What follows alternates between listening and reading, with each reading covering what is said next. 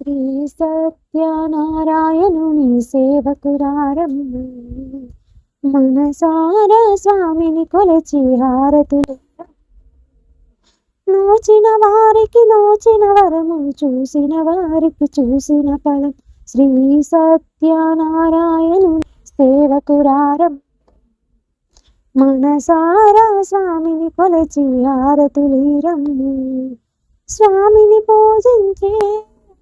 చేతులట ఆ మూర్తిని దర్శించే కనులే కన్నులట